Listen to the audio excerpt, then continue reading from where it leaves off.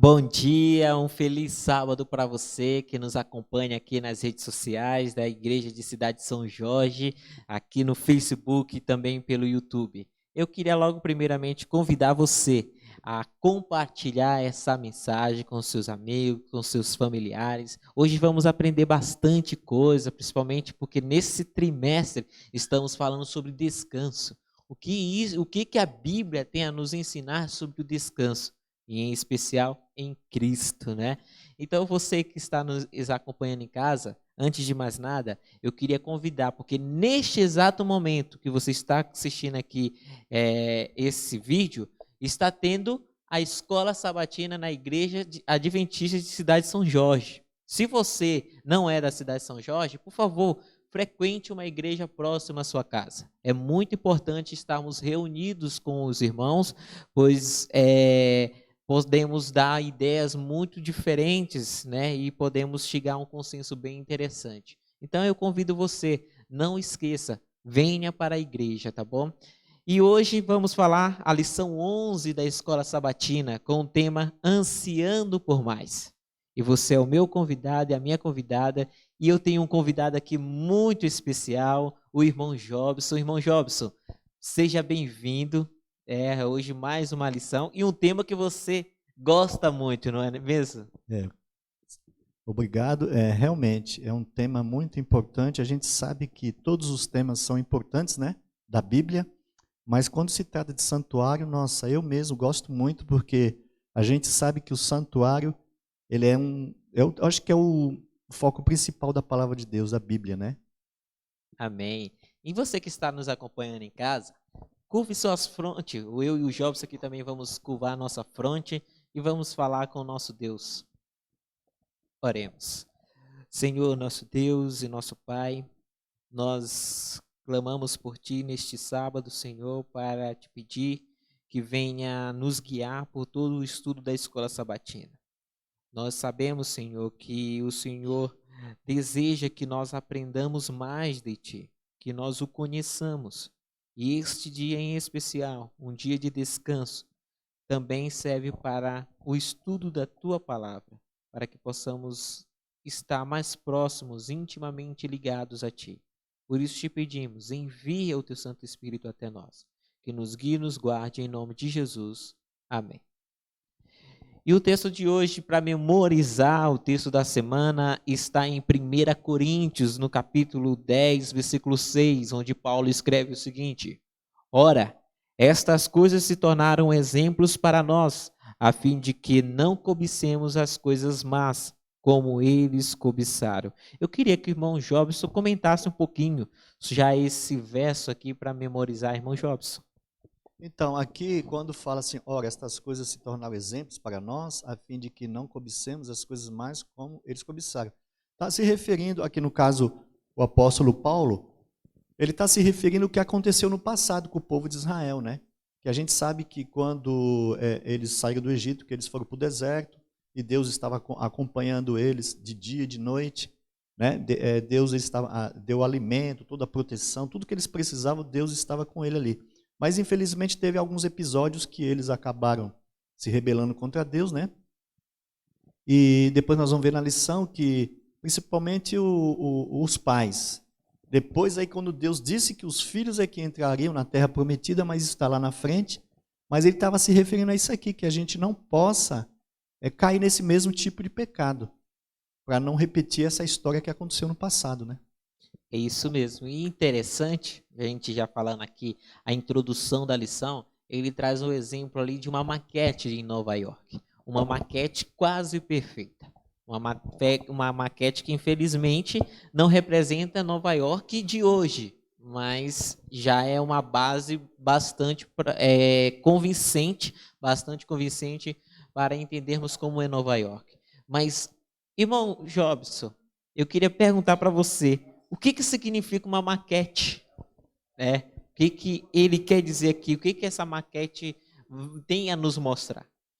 Então, aqui na parte de sábado, estava falando sobre a cidade de Nova York.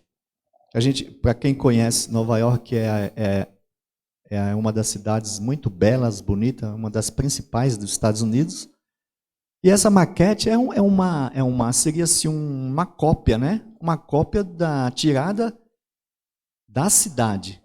Então, ó, você vê, já é uma cópia tirada da cidade. Então, não é uma coisa original, né? Aí a gente já vê que não é uma coisa original, mas é apenas uma maquete, mostrando como que é os detalhes e a cidade de Nova York, nesse caso, né? E é isso interessante, o estudo de hoje, dessa semana, né, ele fala exatamente sobre isso. E logo aqui no domingo, cujo tema é Batizado em Moisés, nós vemos aqui falando em especial de 1 Coríntios capítulo 10, versículo 1 a 11. E eu queria perguntar aqui, o que Paulo quis comunicar para nós quando ele cita os exemplos, irmão Jobson? Aqui em 1 Coríntios, diz que o termo grego usado em 1 Coríntios 10, no caso 6, adaptado em forma semelhante a 1 Coríntios 10, 11, traduzido como exemplo na maioria das traduções para o português, tipo, né? Em português a palavra tipo tem por base esse substantivo grego, um tipo ou exemplo. Nunca é uma coisa original, mas um símbolo da representação dela. Então, depois nós vamos ver aqui em Hebreus 8 também fala a respeito que apresenta um bom exemplo desse tipo de relação. Então, a gente vai ver aqui no decorrer da lição que Deus ele entregou para Moisés uma cópia do santuário, que foi construído ali, né, entre eles, mas era apenas uma cópia, um símbolo, um tipo. Porque todos os rituais, depois a gente vai falar sobre os rituais, estavam apontando para a figura principal, e lá na frente, que seria quem? Jesus Cristo, o Cordeiro de Deus que tira o pecado do mundo, né?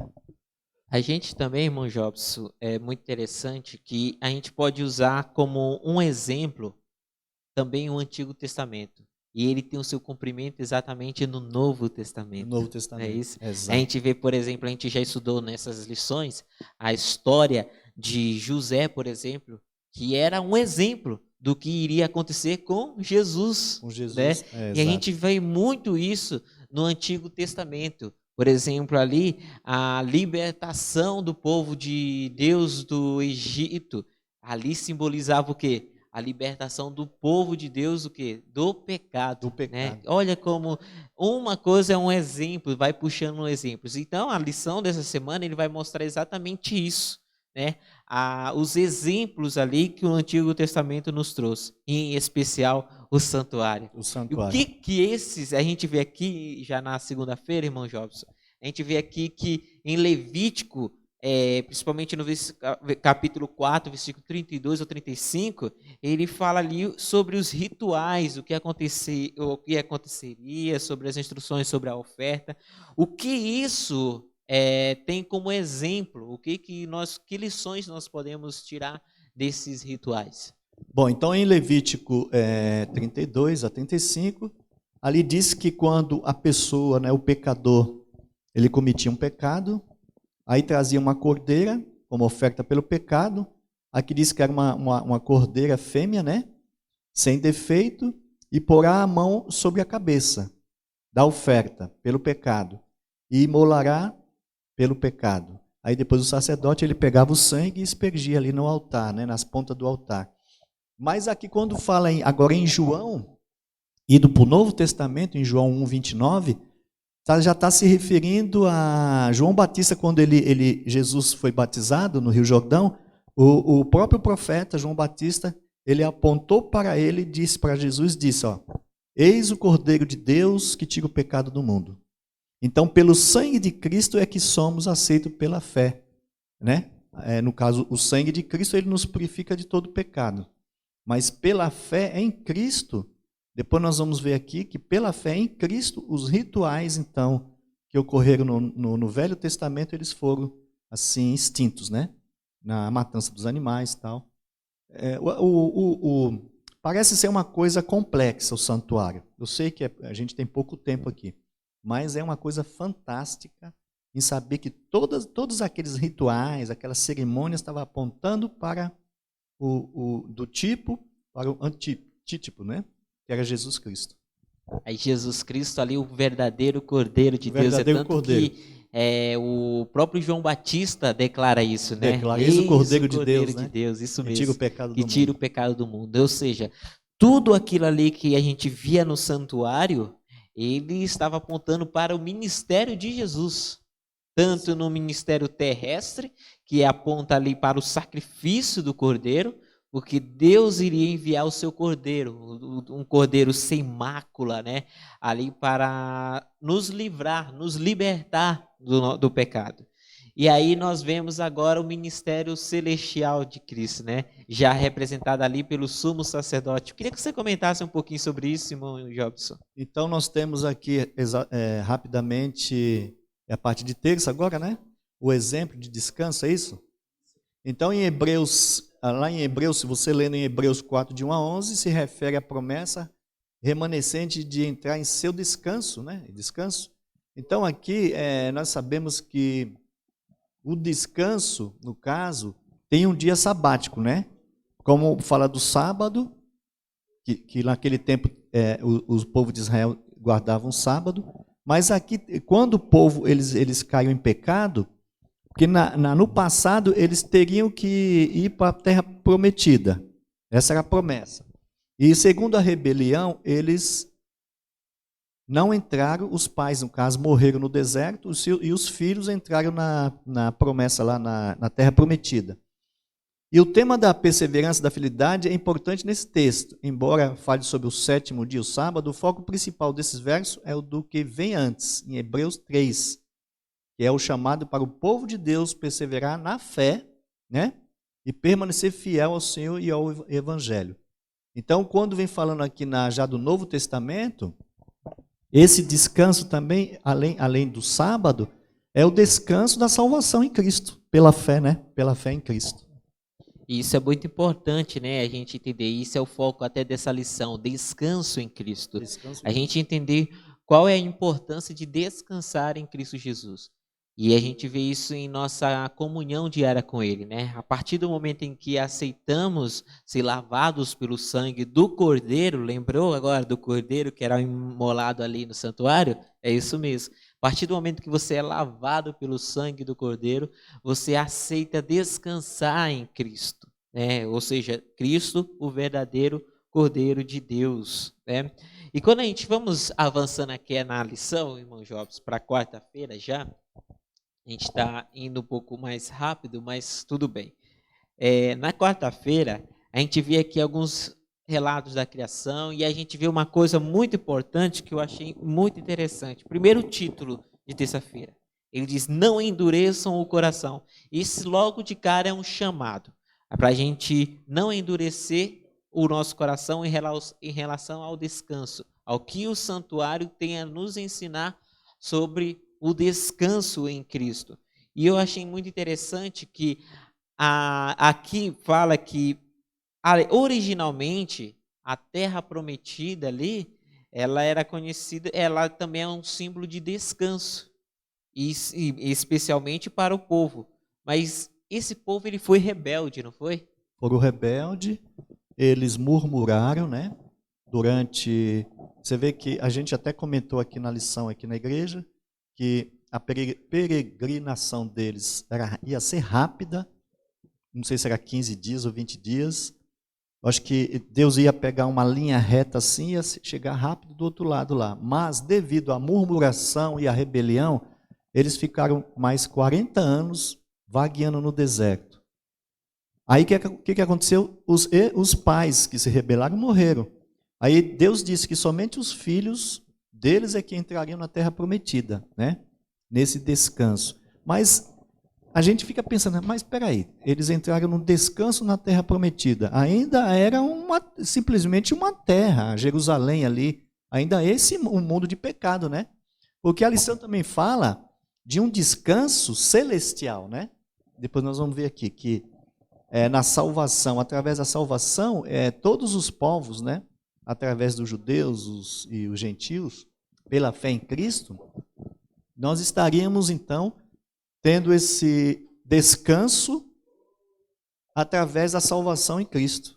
Que diz assim, ó, que hoje expressa urgência, significa que não há mais tempo a perder. A palavra hoje exige uma resposta e decisão agora, né? E Paulo se apoderou da palavra semeron hoje e realmente enfatizou como ela era importante no contexto de descanso. No Salmo 95, entretanto, temos uma advertência e um apelo ao povo de Deus para que não repita os erros de seus antepassados. Porque Deus ele quer salvar todos, aqui na parte de quarta-feira. Irmão Jobson, isso me chama muita atenção para nós hoje. Quanto tempo a gente ouve sobre a Terra Prometida? Ou seja, as mansões celestiais em que iremos viver por toda a eternidade, não no céu, mas no céu onde vão passar apenas 1000 anos, mas aqui na Terra, em ruas de ouros. A gente ouve muito isso, né? Em especial a nossa igreja que fala muito do reino de Deus. Mas a gente viu o exemplo aí, você acabou de citar, do povo de Israel que murmuravam muito e acabou passando 40 anos e aquele povo que foi liberto do Egito, eles não entraram na Terra Prometida, não é? O que isso nós podemos aplicar para hoje? Será que nós estamos preparando, porque ali a gente viu uma preparação do povo de Israel para entrar na Terra Prometida. Será que essa preparação ainda acontece nos dias de hoje em relação ao céu? Será que os nossos pais nos prepararam para entrar no céu? Ou nós estamos preparando os nossos filhos para entrar no céu? Boa pergunta, porque por isso que está dizendo que serviu como exemplo. E assim como eles se rebelaram, né? E somente os filhos é que entraram na terra prometida lá de Canaã, dessa terra, Deus agora ele quer que a gente passamos deste mundo e nós vamos agora para a terra Canaã celestial, mas depende de cada um de nós aqui, porque eu posso também se rebelar, eu posso ficar murmurando contra a igreja, contra Deus, contra os irmãos da igreja, e não é isso que Deus quer, né? A lei de Deus ela é baseada no amor, né? No amor supremo. Amar a Deus sobre todas as coisas e amar o próximo como a si mesmo. Então, hoje nós sabemos que Jesus, ele está ainda no santuário como sumo sacerdote. E ele está intercedendo hoje pela igreja. Mas a igreja, ela diz, o Espírito de Profecia, que ela vai parecer que vai cair. Ela vai ser balançada agora no fim dos tempos, mas ela vai ser uma igreja vitoriosa. E que todos nós possamos, né, Alisson, estar firme aí, não murmurar como os israelitas murmuraram no passado, mas que possamos realmente ficar firme até a volta de Cristo, porque está bem próximo. E é isso aí. Agora eu te pergunto para você que está nos acompanhando, você é um exemplo para o seu filho, para o seu próximo, para o seu vizinho? Um exemplo de quem deve ser seguido, um exemplo de um cidadão celestial? A lição de quinta-feira ele relata exatamente isso, né? Como a gente vê que Deus, o povo prometeu ao povo de Israel a terra prometida. E ele estava ali só prometendo, por enquanto, só a Canaã terrestre. E você, está se preparando para a Canaã celestial? Como é que está a sua preparação? Será que você está sendo um exemplo? E para a gente encerrar essa lição, eu queria que você falasse um pouquinho sobre isso. Como nós podemos ser exemplos, né? Porque a gente vê que se o Antigo Testamento foi um exemplo e foi se concretizado ali no Novo Testamento e está sendo concretizado nos dias de hoje, nós também podemos ser um exemplo, né, para o nosso próximo, para o nosso vizinho. Como é que a gente pode ser um exemplo para essas pessoas? Eu só vejo uma maneira da gente ser um exemplo. A gente pode ser um exemplo positivo ou um exemplo negativo. No caso aí, nós temos que ser um exemplo positivo, como? Seguindo os passos de Jesus Cristo. Jesus, ele morreu na cruz por você, por mim, pelo Alisson, pelos irmãos da igreja aqui, e o modelo principal é Jesus Cristo, né? Então, nós temos que olhar pela fé em Cristo, né? Passar por tudo que a gente vai passar e ser perseverante até o final, porque a Canaã celestial ela está bem próxima. E essa é a promessa de Deus para cada um de nós, nesse tempo que a gente está vivendo. Amém. Muito obrigado, irmão Jobson. Que lição maravilhosa. Hoje foi bem rápido mesmo, né? Mas por isso eu convido você. Não perca a oportunidade de estar na igreja aqui conosco, porque neste exato momento estamos estudando todos juntos a lição da escola sabatina. Se você pode, infelizmente tem algumas pessoas que não podem comparecer à igreja. Estamos numa pandemia, né? Então muitas pessoas não podem. Mas se você pode frequentar a igreja, não perca essa oportunidade. É uma oportunidade única, né, irmão Jobson, de estarmos todos reunidos, podermos estudarmos juntos.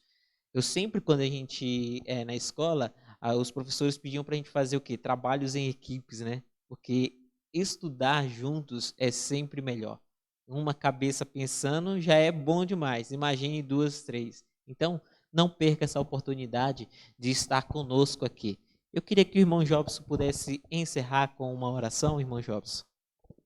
Oremos então, Senhor nosso Deus, não queremos seguir o exemplo, Pai, daquele povo de Israel no passado que se rebelaram contra Ti, mas queremos seguir o exemplo de Jesus Cristo, para que possamos vencer essa luta, essa batalha, pela fé em Cristo, na Sua palavra, e desde já quero interceder, Pai, pelo Teu povo, de modo geral, né, para que todos nós possamos perseverar até o fim e aguardar a volta do nosso Senhor Jesus Cristo a essa terra.